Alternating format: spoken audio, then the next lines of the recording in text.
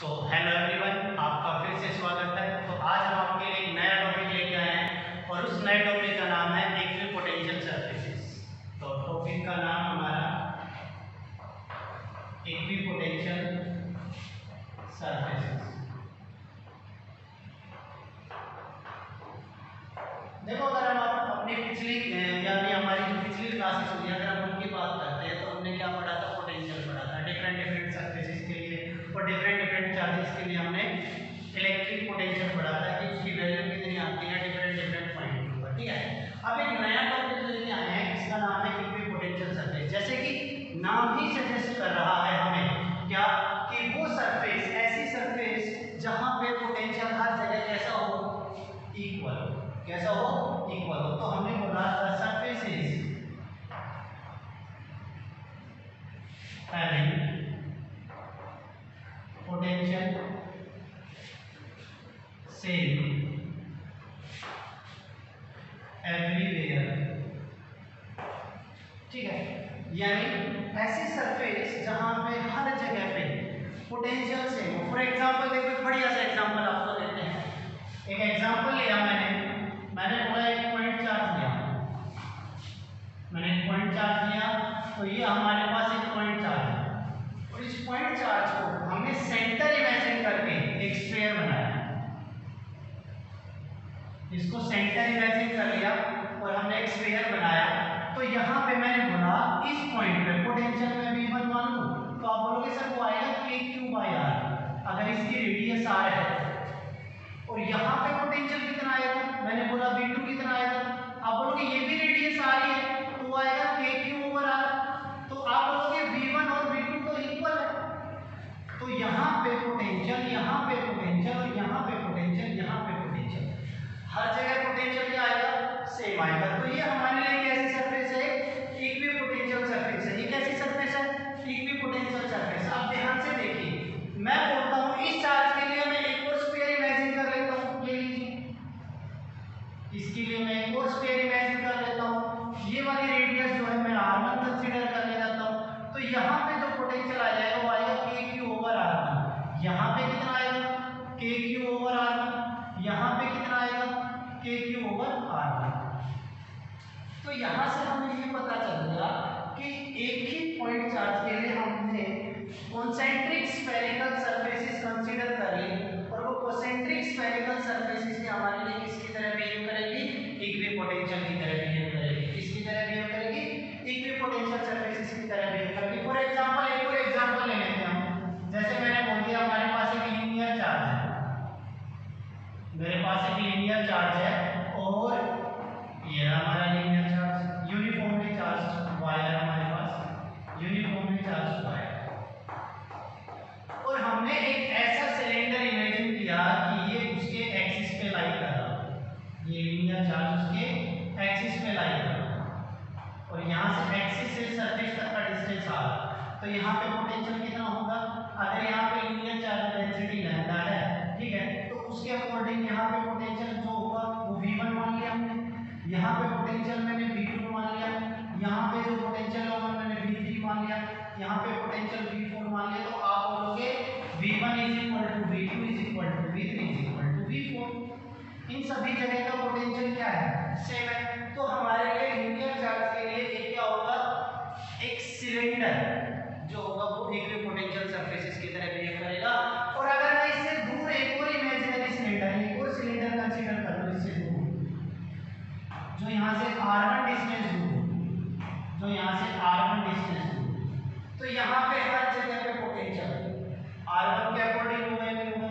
यानी यहाँ पे हर सरफेस के ऊपर, यानी सरफेस के ऊपर हर पॉइंट पे, इस सरफेस के ऊपर हर पॉइंट पे पोटेंशियल जो है वो चेंज नहीं होने वाला है। तो हमारे लिए लीनियर चार्ज, जो हमारे पास लीनियर चार्ज है, उसके लिए जो इक्विपोटेंशियल सरफेसेस कैसे हैं? Concentric cylinders with linear charge as an axis। यानी हमारे लिए जो लीनियर चार्ज रहेगा ये एक एक्सिस की तरह बिहेव करेगा, यानी इसका एक्सियल लाइन इसकी एक्सिस पे आएगा। ठीक अच्छा जी, अब इसकी कुछ प्रॉपर्टीज लेते हैं, प्रॉपर्टीज ऑफ इक्विपोटेंशियल सरफेसेस। ठीक है, तो जैसे हमारे पास इलेक्ट्रिक फील्ड लाइंस थी और इन इलेक्ट्रिक फील्ड लाइंस के पास कुछ प्रॉपर्टीज थी, तो इसी तरह हमारे पास जो इक्विपोटेंशियल सरफेसेस होती है इनकी भी कुछ प्रॉपर्टीज होती है। तो हम पढ़ते हैं properties of equipotential surfaces. Properties of equipotential surfaces. ठीक है, तो सबसे पहली प्रॉपर्टी देखिए, मैंने अभी आपको बताया इक्विपोटेंशियल सरफेसेस वो सरफेसेस होती है जहां पे हर जगह पे पोटेंशियल बराबर होगा। तो हम ये बोलेंगे कि इन्हीं भी दो पॉइंट के बीच का जो पोटेंशियल डिफरेंस है हमेशा कितना होगा, 0 होगा। अगर आपके पास एक इक्विपोटेंशियल सरफेस है, ये आपके पास एक इक्विपोटेंशियल सरफेस है, यहाँ पे चार्ज रखा हुआ है, यहाँ पे पोटेंशियल V1 है, यहाँ पे पोटेंशियल V2 है, तो V2 माइनस V1 हमेशा क्या रहेगा, 0 रहेगा। V2 माइनस V1 हमेशा क्या रहेगा, 0 रहेगा। तो हमने बोला the potential difference between any two points on an equipotential surface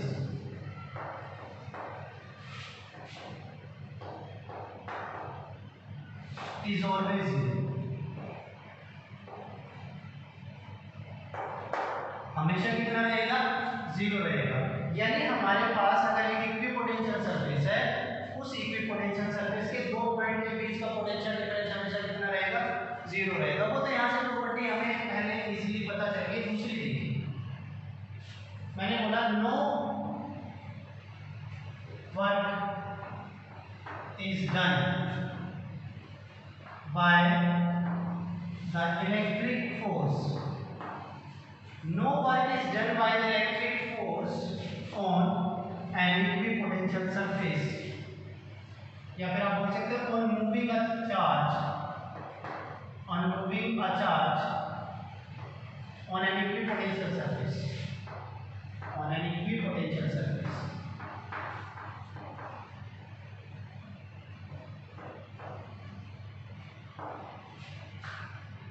यानी इसका मतलब ये है कि अगर किसी टेस्ट चार्ज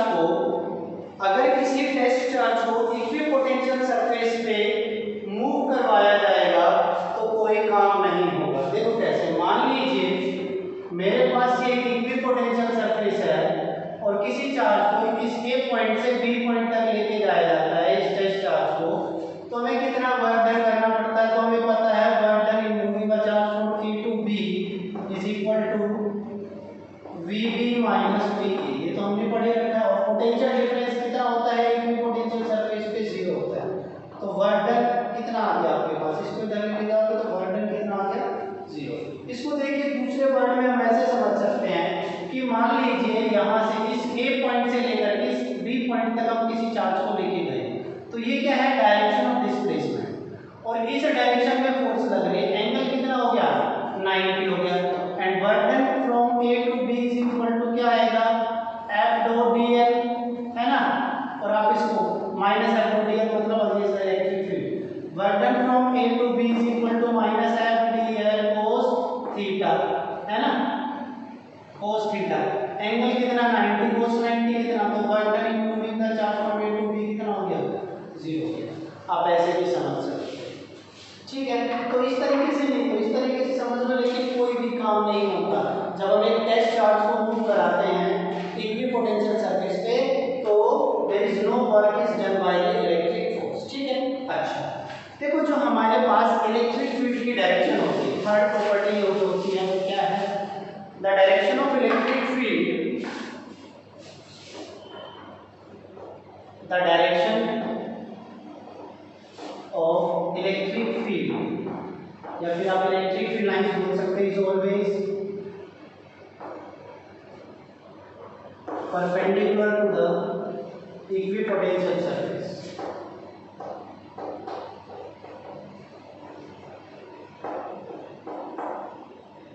देखिए, जो इक्विपोटेंशियल सरफेस होती है और जो तो एक दूसरे के ऊपर क्या होते हैं, नॉर्मल होते हैं। देखिए ध्यान से, यही हमारे पास एक टेस्ट चार्ज है, पॉइंट चार्ज है Q, और हमने बोला इसकी इलेक्ट्रिक फील्ड की फोर्स इधर लगेगी या फिर इधर लगेगी या फिर इधर लगेगी या फिर इधर लगेगी। देखो ये कौन सी सरफेस है, इक्विपोटेंशियल सरफेस है। यहाँ पे एंगल देखिए कितना 90, यहाँ पे एंगल कितना है 90, यहाँ पे एंगल कितना है 90, यहाँ पे एंगल कितना है 90। और अभी तो हमने पढ़ा है, क्या पढ़ा है कि वर्क डन कितना होता है, 0 होता है इक्विपोटेंशियल सरफेस में। यानी आप बोल सकते हो E dot dl is equal to 0। आप ये भी तो बोल सकते हो, आप ये भी बोल सकते हो कि VB minus VA is equal to E dot dl, ये भी तो आप बोल सकते हो। ये कितना होता है, 0 होता है। तो E dl cos theta is equal to 0 हो गया। और बेटे एंगल 0 है, cos थीटा 0 का हो सकता है। देखो ये डॉट प्रोडक्ट है, और अगर ये डॉट प्रोडक्ट है तो cos थीटा 0 है, तो थीटा कितना आना चाहिए, यहाँ पे 90 डिग्री आना चाहिए। ठीक है ना। तो आप ये भी बोल सकते हो कि एंगल हमेशा कितना रहेगा, 90 डिग्री रहेगा इलेक्ट्रिक फील्ड का इक्विपोटेंशियल सरफेस के साथ। ठीक है, ये इक्विपोटेंशियल सरफेस की है, ये इलेक्ट्रिक फील्ड एंगल कितना 90 डिग्री। क्लियर है। नेक्स्ट प्रॉपर्टी देखिए नेक्स्ट प्रॉपर्टी क्या है, no to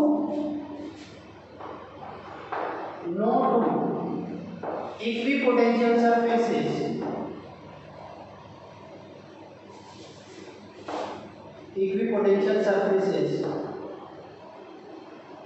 can intersect with each other। यानी कोई भी दो इक्विपोटेंशियल सरफेस जो होती है वो कट नहीं कर सकती, इंटरसेक्ट नहीं कर सकते, एक दूसरे को काट नहीं सकती। क्यों? अगर वो ऐसा करेंगे तो हमने बोला if they do so there will be two direction of electric field। यानी हमारे पास इलेक्ट्रिक फील्ड लाइंस या फिर इलेक्ट्रिक फील्ड की दो डायरेक्शन हो जाएगी एक ही पॉइंट पे, जो कि पॉसिबल नहीं है, विच इज नॉट पॉसिबल, जो कि हम पहले भी पढ़ चुके हैं, विच इज नॉट पॉसिबल, जो कि पॉसिबल ही नहीं, हम पहले भी पढ़ चुके हैं। ठीक है। अब देखिए हम कुछ इलेक्ट्रिक इक्विपोटेंशियल सरफेसेस हम ड्रॉ करेंगे। ठीक है, यानी different types of equipotential surface for different kind of charges ये हमने पढ़ा है। तो हम पढ़ेंगे ये वाला जो पॉज करके उतार लेना। ठीक है,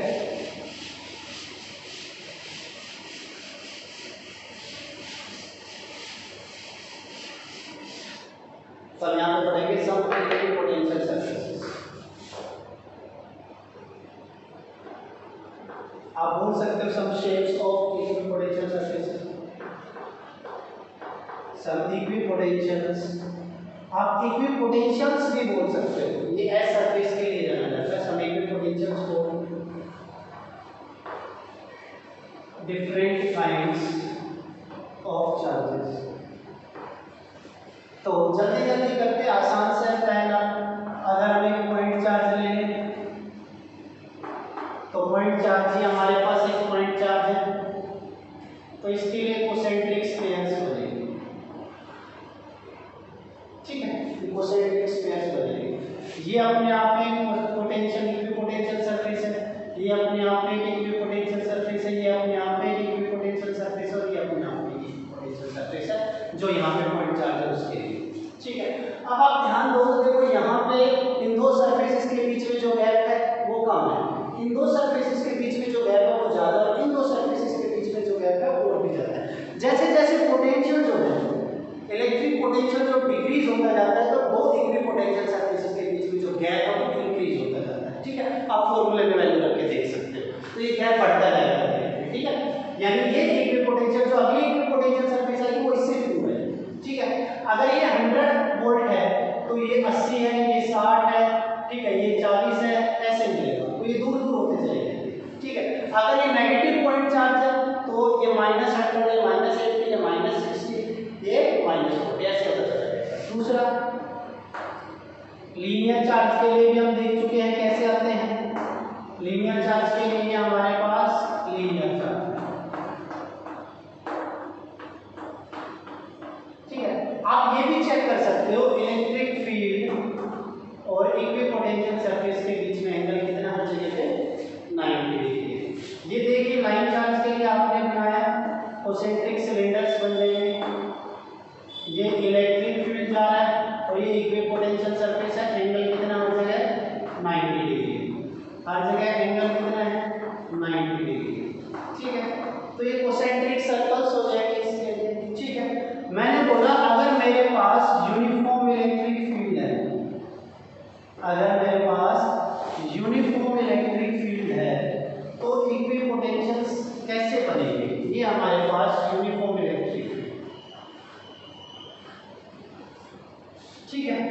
अब आपको भी पता है ये इधर पॉजिटिव चार्ज है, इलेक्ट्रिक फील्ड इधर जा रहा है तो उधर कोई नेगेटिव चार्ज होगा। अब ध्यान से देखिए इसके लिए इलेक्ट्रिक फील्ड कैसे होगा, आपको नहीं लग रहा है ऐसे प्लेन शीट बना देगा, यहाँ से इलेक्ट्रिक फील्ड ऐसे 90 डिग्री, फिर ऐसे आगे एक और ऐसे प्लेन शीट है, फिर आगे ऐसे और प्लेन शीट है, तो हम ऐसे प्लेन्स बनाना चले जाएंगे। ये देखिए हमें ऐसा क्यों लगा, देखो इलेक्ट्रिक फील्ड और इक्विपोटेंशियल सरफेस के बीच में हर जगह एंगल कितना है 90 डिग्री, ठीक है। और देखिए ये ऐसे जा रही है, ऐसे जा रही है, लाइन से ऐसे जा रही है तो सामने ये 90 डिग्री, ठीक है। अच्छा अगर मान लीजिए हमें बोल दिया जाए sketch the electric field lines, sorry sketch the equipotential surface for an electric dipole, अगर आपको इलेक्ट्रिक डाइपोल बोल दिया जाए तो उसके लिए आपको इलेक्ट्रिक फील्ड लाइन स्केच करनी पड़ जाए, तो कैसे स्केच करेंगे आप फॉर एन इलेक्ट्रिक डाइपोल।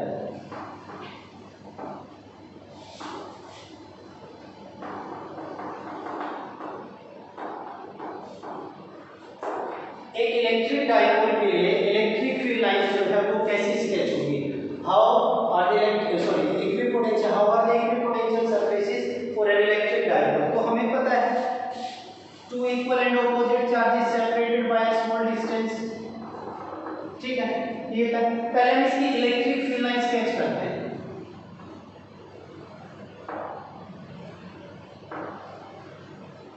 कुछ ऐसे होती है, इसको थोड़ा सा साफ जगह में करते हैं ऊपर आ गया, तो इसको थोड़ा सा मोड़, तो ये देखिए ये नेगेटिव ये पॉजिटिव, ठीक है। ये इलेक्ट्रिक फील्ड लाइन स्केच कर रहे हैं, पहले इलेक्ट्रिक फील्ड लाइन स्केच कर रहे हैं, और हमें पता है इलेक्ट्रिक फील्ड लाइंस और इक्विपोटेंशियल सरफेस कैसे होते हैं, नॉर्मल होते हैं एक दूसरे से, और electric field lines always start from positive charge and and toward negative charge, तो ये इनकी डायरेक्शन होगी, ठीक है। इधर अंदर ऐसे अंदर, ठीक है। अब यहाँ पे देखिए मैं एक लाइन ऐसे ड्रॉ करता हूँ, तो यहाँ पे एंगल 90, यहाँ पे एंगल 90, यहाँ पे एंगल 90, यहाँ पे, अब यहाँ पे कर्व है तो यहाँ पे हल्का सा ऐसे कर्व बनाना, फिर ऐसा, फिर ऐसा कर्व,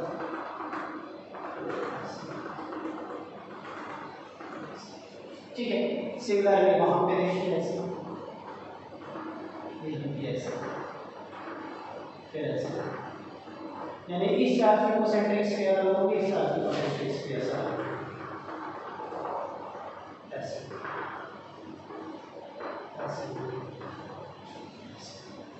ठीक है।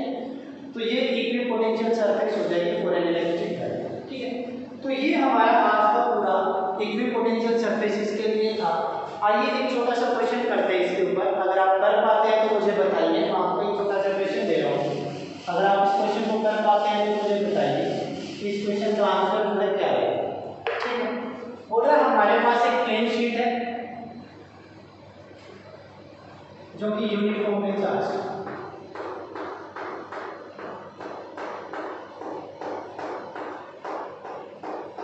ठीक है।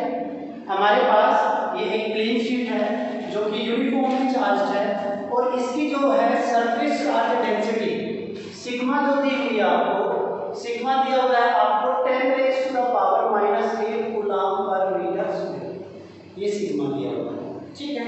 अच्छा ये infinite thin non plane sheet है, ठीक है। इसकी charge density 10⁻⁻⁸ coulomb per metre square है, held in air, this is held in air, sigma यहाँ पे लिख देते हैं 10⁻⁻⁸ coulomb per metre square held in air. तो आपको निकालना क्या है, तो इसमें दिया हुआ है how far apart are two equipotential surfaces, how far apart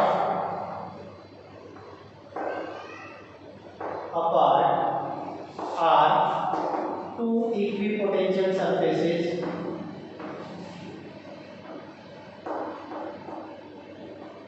if their potential difference is 5.0 volt। ये बोल रहा है how far apart are the two equipotential surfaces if their potential difference is 5 volt। ठीक है, जल्दी से स्क्रीन पोज करिए और इसको फटाफट करिए। ठीक है, अब देखिए इसका सॉल्यूशन। भाई वो बोल रहा है इससे कितनी दूर एक और इक्विपोटेंशियल सरफेस आएगी। ठीक है, अगर उस सरफेस का इस सरफेस का पोटेंशियल डिफरेंस कितना हो, 5 वोल्ट।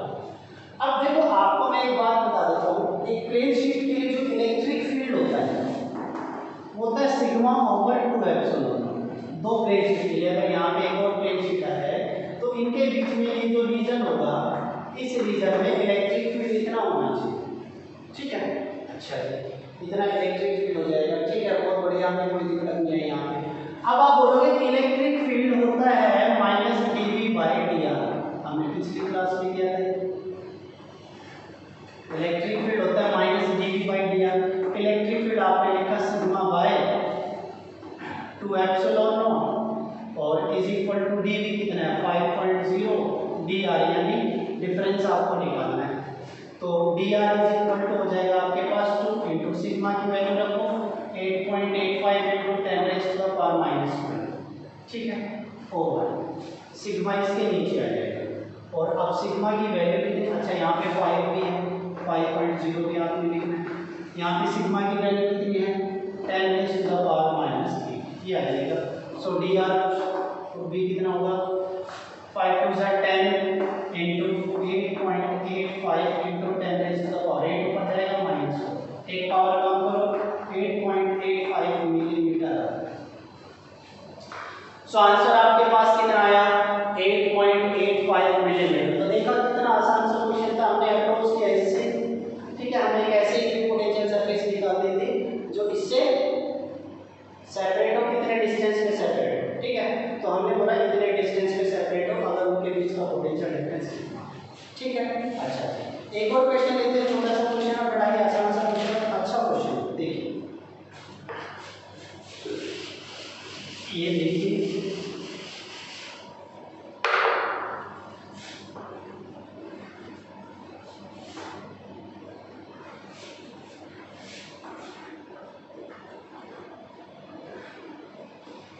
ये है 30 डिग्री, ये भी 30 डिग्री, ये भी 30 डिग्री, ये भी 30 डिग्री। ये है 10 वोल्ट, ये है 20 वोल्ट, ये है 30 40। ठीक है, इनके बीच का डिस्टेंस ये 10 है, ये 20 है, ये 30 है, ये 40। ठीक है, ये सारे डिस्टेंसेस सेंटीमीटर में और ये वाई एक्सिस। ठीक है, ये एक्सिस है। सो इसमें लिखा हुआ है व्हाट कैन यू से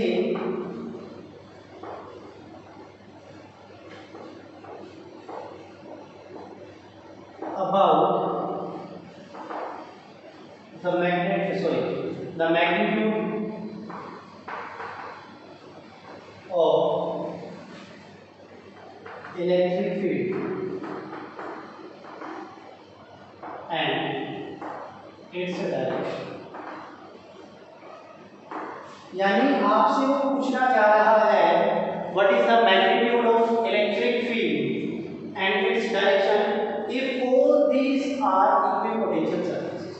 अगर आपके पास ये सभी के सभी इक्विपोटेंशियल सरफेसेस हैं तो आप इसको कैसे कैलकुलेट करना चाहेंगे।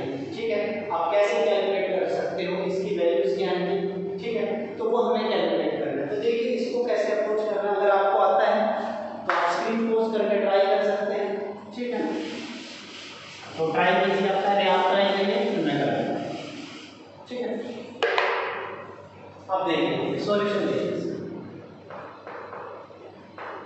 सॉल्यूशन देखिए।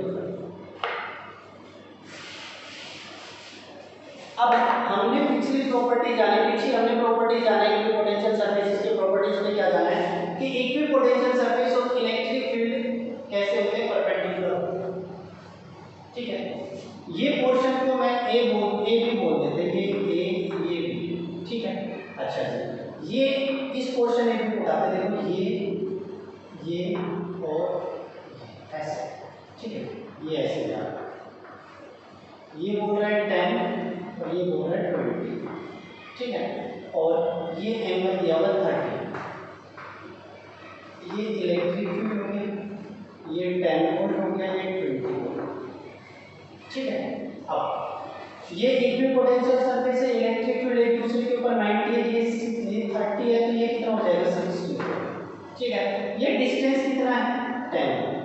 ठीक है, और इक्विपोटेंशियल सरफेस इलेक्ट्रिक फील्ड में ये एक पॉइंट माना है, ये बी पॉइंट माना है। देखिए हमें पता है इलेक्ट्रिक फील्ड होता है dV/dr। इलेक्ट्रिक फील्ड कितना होता है dV/dr। अब ये dr डिस्टेंस, ये डिस्टेंस है, ये डिस्टेंस, ये dr डिस्टेंस तो हमें पता ही है, लेकिन ध्यान से देखिए क्या ये डिस्टेंस हमें पता है। अगर मैं इस पॉइंट को b, इसको a, इसको b और इसको c मानूं तो आपको एक ट्रायंगल दिखेगा, ABC, और ABC ट्रायंगल में हमें डिस्टेंस चाहिए AB, और डिस्टेंस दिया हुआ है कितना BC। डिस्टेंस दिया हुआ कितना है BC। अब ये देखिए हमें डिस्टेंस दिया हुआ है BC, डिस्टेंस हमें दिया हुआ है 10 और AB हमें निकालना है। अगर इस ट्रायंगल का मैं cos थीटा निकालना चाहूँ तो आप देखिए, आप बोलोगे cos 60 degree is equal to base upon hypotenuse d/10। ये डिस्टेंस ऑफ D मान, ये डिस्टेंस ऑफ D मान। ठीक है, डिस्टेंस को आप D मानो या dr/10 मानो। अब आपके पास D कितना आ गया 10 into cos 60, cos 60 कितना होता है 1/2, तो 10 into 1/2 कितना हो गया 5 सेंटीमीटर। ये डिस्टेंस कितना हो गया 5 सेंटीमीटर। तो आपने यहाँ पे वैल्यू रखी dv कितना है यहाँ पे 10 वोल्ट, अपॉन में डिस्टेंस कितना 5 into 10⁻⁻²। ठीक है, ये 2 टाइम्स कटा तो कितना आ गया 200 वोल्ट पर मीटर। तो हमारे पास इलेक्ट्रिक फील्ड कितना आया 200 वोल्ट पर मीटर। अब ध्यान से देखिए बेटे एक बार इसको देखिए, ये एक्स एक्सिस है या नहीं, बिल्कुल है। ये एंगल देखिए, ये इक्विपोटेंशियल सरफेस है, ये इक्विपोटेंशियल सरफेस है और ये एंगल है 90। ठीक है, अच्छा ये पूरा एंगल कितना है, ये पूरा एंगल 180 है। उस 180 में से देखो यहाँ से लाए यहाँ तक। ठीक है, उस 180 में से ये एंगल कितना है 60, तो एक्स एक्सिस के साथ एंगल कितना बचा 120। Angle made with x axis कितना आया 180 माइनस 60 कितना आया 120 डिग्री। सो ये हो जाएगा डायरेक्शन ऑफ इलेक्ट्रिक फील्ड, यानी 120 degree with the x axis. यहाँ पे ये लिया मैंने। ठीक है, तो आज की क्लास यहीं पे समाप्त करते हैं, एंड करते हैं आज की क्लास को। नेक्स्ट क्लास में नेक्स्ट टॉपिक पोटेंशियल एनर्जी वगैरह वगैरह जो कुछ भी हमारे पास आएगा। ठीक है, तो उस क्लास के साथ